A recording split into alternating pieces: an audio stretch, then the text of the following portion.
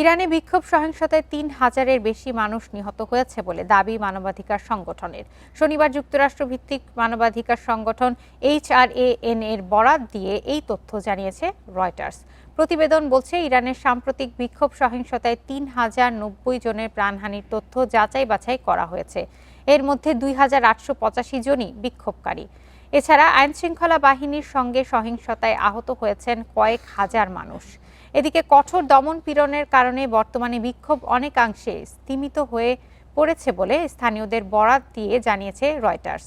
নতুন করে দেশটির কোনো প্রান্তেই বিক্ষোভের খবর পাওয়া যায়নি।